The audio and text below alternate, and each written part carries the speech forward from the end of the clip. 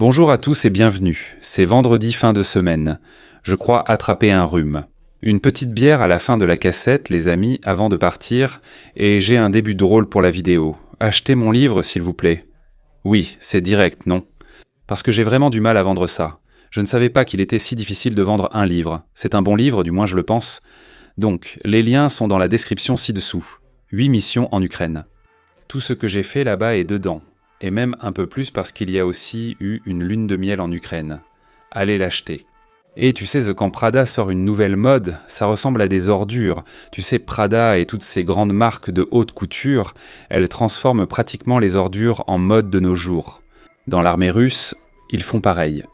Parce que je vais te présenter le cheval Starlink, je ne plaisante pas, ce n'est pas une métaphore. C'est littéralement le cheval Starlink de l'armée russe. Ils ont un cheval à l'arrière. Ils ont une batterie connectée à Starlink qui est reliée au flux en direct de la caméra placée dans la poche avant du soldat afin que le commandant puisse voir où va le soldat. C'est une innovation hors du commun, regardez ça. Ce n'est qu'un téléphone, non pas de caméra, c'est juste un téléphone. Diffusion en direct avec Starlink vers le commandant à l'arrière d'un cheval. Avec Starlink, c'est même genre, c'est une telle innovation. Je n'aurais même pas pu l'imaginer. T-14 Armata, l'ancien missile Oreshnik, le cheval Starlink. Waouh, on était des wasabi mes amis, il y en a un autre. Regardez celui-ci, encore un cheval Starlink.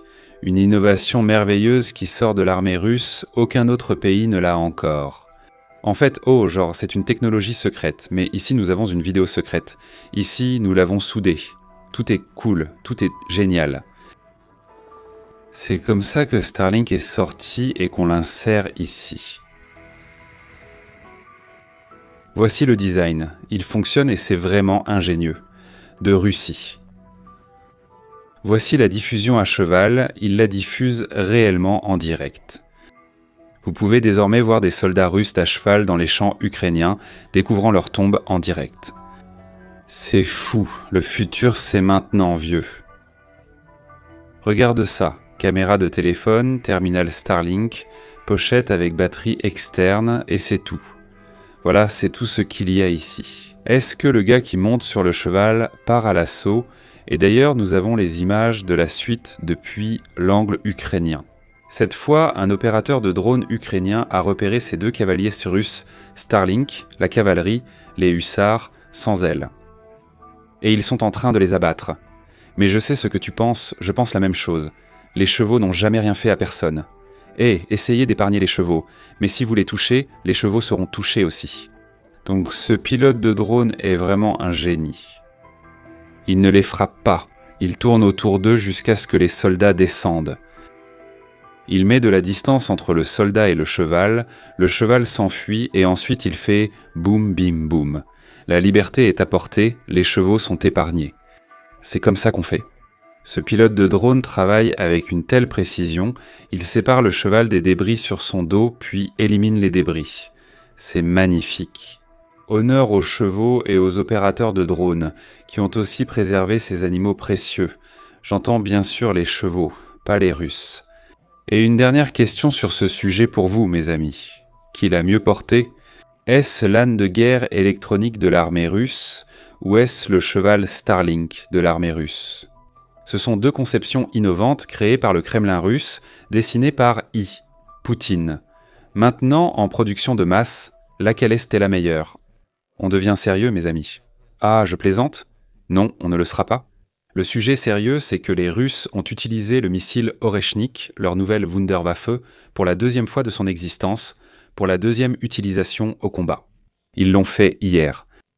23h47. La cible se déplaçait à 13 000 km/h, une vitesse extrême, soit l'équivalent de 1 million de terrains de football parcourus chaque seconde. Sur une trajectoire balistique, le type de missile sera déterminé après avoir étudié tous ces éléments. N'est-ce pas? Donc Oreshnik, l'arme de terreur, l'arme dont Medvedev rêve la nuit, quand il en parle. Tu sais, on va utiliser notre puissance nucléaire en ligne, mais eux, ils l'utilisent déjà et on a des vidéos à ce sujet. C'est un missile balistique à portée intermédiaire, c'est ce genre de missile qui se sépare en entrant dans l'atmosphère et se divise en plusieurs missiles différents, qui tirent différentes ogives. C'est une arme nucléaire, mais évidemment il n'y a pas d'ogive ici, donc c'est juste une démonstration extrêmement coûteuse. Regarde ces lasers, piou, piou, piou façon Star Wars qui descendent du ciel, sans vraiment provoquer d'explosion au sol parce qu'ils ne contiennent rien.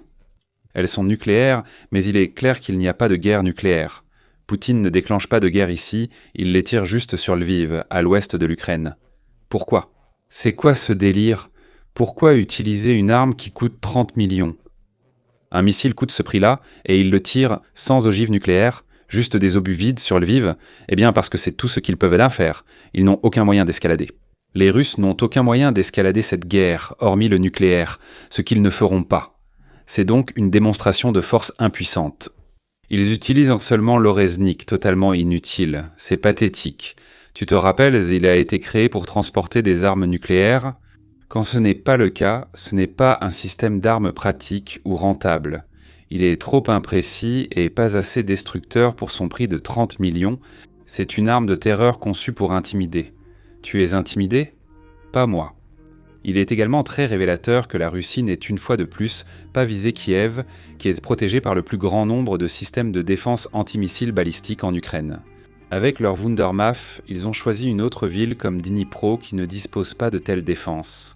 Dnipro est cité car Oreznik y a été utilisé pour la première fois l'an dernier. Là encore, nous avons vu les lasers de Star Wars sans explosion. C'est une arme stupide et coûteuse qui produit des lasers comme dans Star Wars, mais qui n'a vraiment aucun effet au sol. Juste de petites explosions, de petits impacts, rien de plus. Selon ce prix, voici la trajectoire. Il a parcouru environ 1800 km en 12 à 13 minutes. Voilà, une arme qui mâche très vite, vraiment grosse, Star Wars, des lasers, aucun effet réel. Tu as été intimidé ? Et maintenant, le ministère russe de la Défense a finalement brisé le silence et a expliqué à tout le monde pourquoi ils ont utilisé cet Oreznik, en gros pourquoi ils l'ont gaspillé. Parce que si tu n'armes pas l'Oreznik avec du nucléaire, ce n'est ce qu'une coquille vide qui vole très vite. Donc c'est ce qu'ils ont fait. Le ministère russe de la Défense a publié sa première déclaration depuis la grande attaque nocturne de drones et de missiles, confirmant qu'il a mené une frappe de haute précision et de longue portée en utilisant l'Oreznik, un missile balistique de portée intermédiaire, contre l'Ukraine, affirmant que la frappe et l'attaque sont une réponse aux récentes frappes présumées de drones ukrainiens contre la résidence d'État du président russe Vladimir Poutine. Donc cette utilisation de l'Oreznik serait une sorte de représailles, de vengeance parce que les Ukrainiens ont osé frapper le palais ou la résidence de Poutine avec des drones. D'abord, rien n'a été confirmé, aucune vidéo ni photo de la frappe, même si cela s'était produit maintenant. La Russie va utiliser l'Oreznik, une plateforme d'armes nucléaires à 30 millions sans nouveauté. Je veux dire, c'est une sorte de vengeance. C'est comme jeter de l'argent à la poubelle. Est-ce que je comprends mal l'argent, d'une certaine façon ? Pour moi, honnêtement, c'est juste du gaspillage d'argent. 30 millions, je pourrais faire tellement de choses avec ça. Avec cet argent, tu pourrais lancer une entreprise produisant des centaines de drones par jour, si tu t'y prends bien. Mais tu peux aussi n'en utiliser qu'un seul. Oreznik. C'est la façon russe de faire les choses. Pourquoi je le sais. Mais maintenant, mes amis, j'aimerais vous présenter une bonne dose de déni russe. Vous savez, le Venezuela, la Syrie. En Iran, d'énormes manifestations éclatent, tandis que satellites et blogueurs militaires russes disparaissent un à un. Ils le remarquent évidemment, et je dois vous dire ce qu'ils en pensent. Je pense que c'est bien, c'est agréable, et ça met du soleil dans ma journée. Les blogueurs de guerre russes, la panique grandit. Tout semble avoir commencé avec les mensonges à Kupiansk et a été impacté par le Venezuela, les saisies de pétroliers iraniens et la nationalisation des actifs de Lukoil en Irak. Oh, tu savais ça ? Je n'en ai même pas parlé, c'est énorme. Lukoil détient des champs et actifs pétroliers en Irak. Sur un champ pétrolifère, le gouvernement irakien a dit « Partez, tout cela nous appartient ». Ils ont ensuite donné les contrats à des compagnies pétrolières américaines. Ça vient juste d'arriver, littéralement en ce moment c'est fou. Même l'Irak est en train de nationaliser les actifs russes. Cette journée s'améliore, mes amis.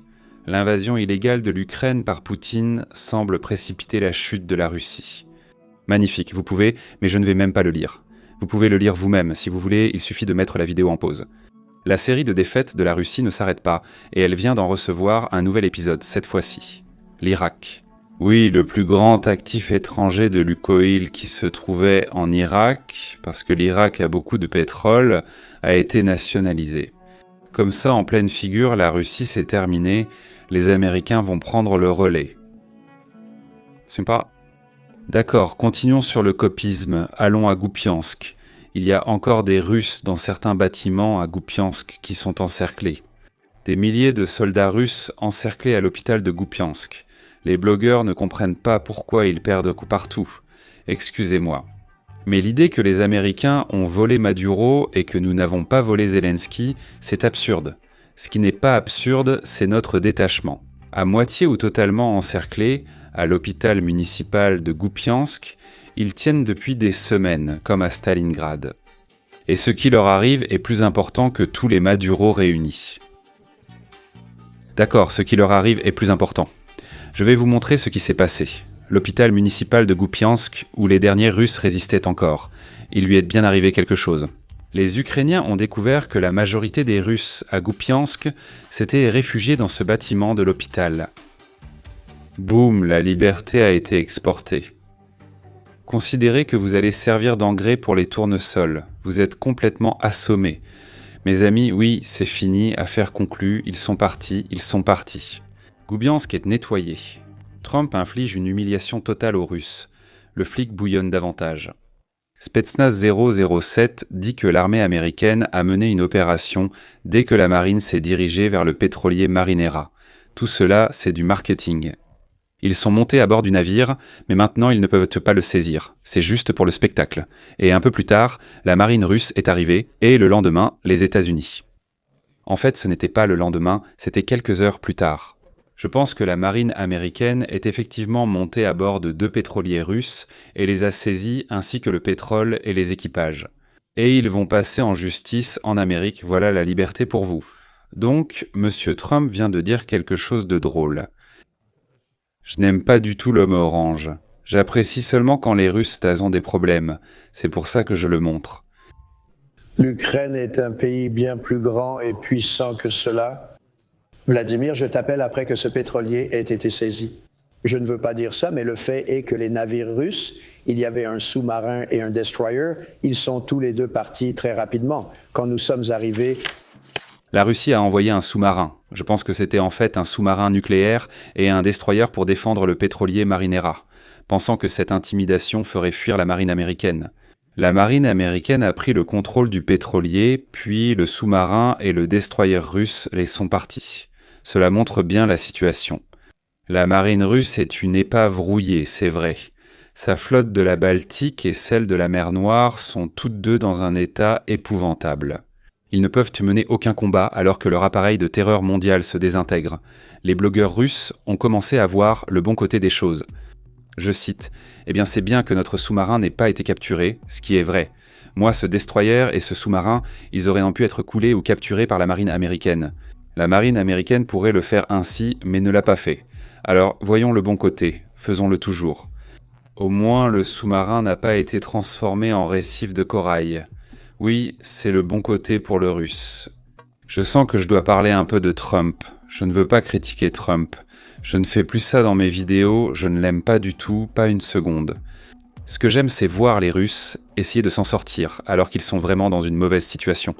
J'aime me moquer des Russes, de leur incapacité à voir la situation réelle évoluer. C'est magnifique, c'est juste, oui.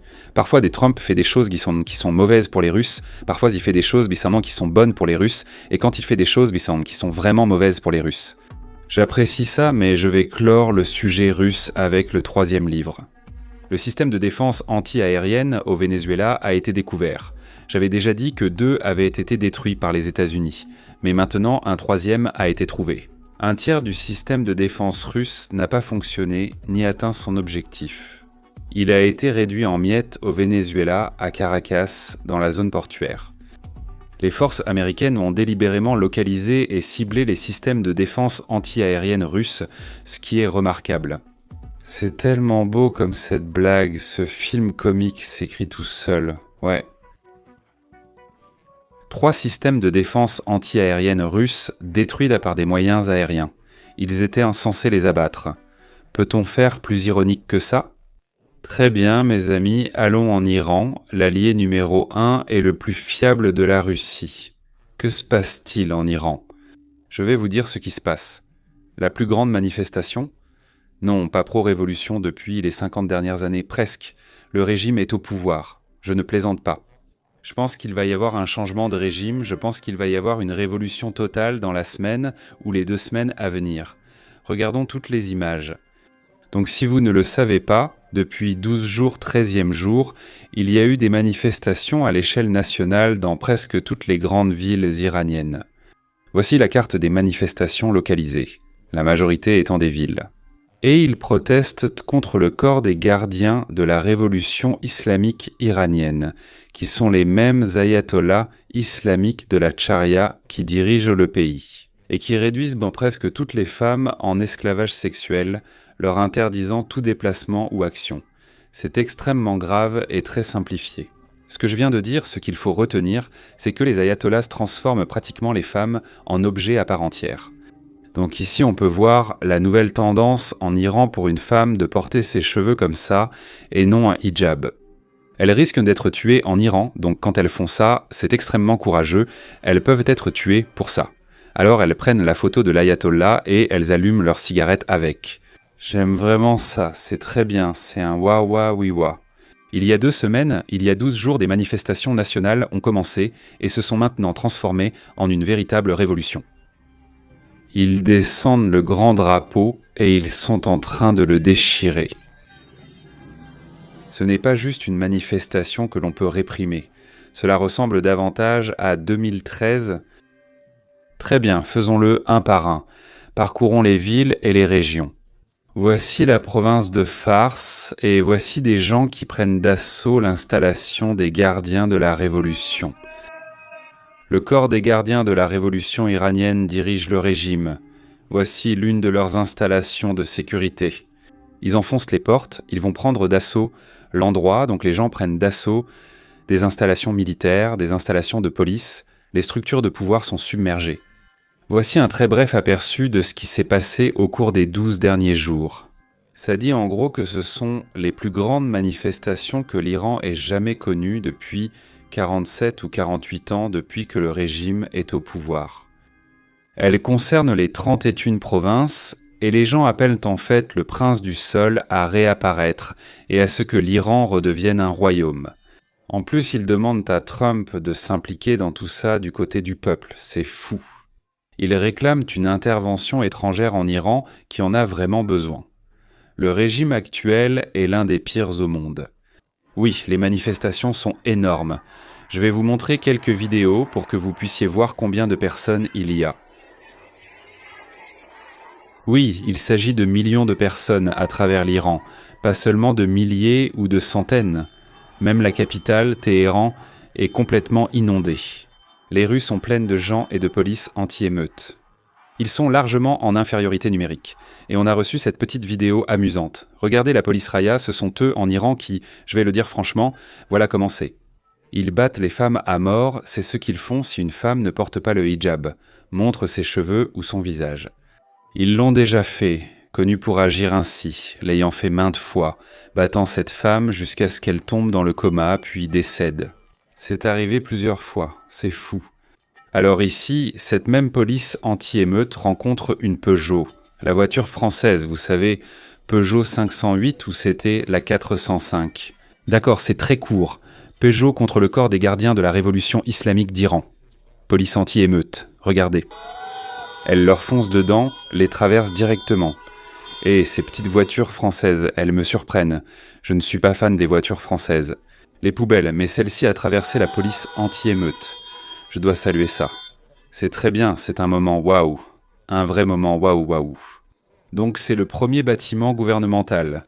Il y a beaucoup de bâtiments gouvernementaux dans la capitale, Téhéran, mais c'est le premier qu'on voit brûler.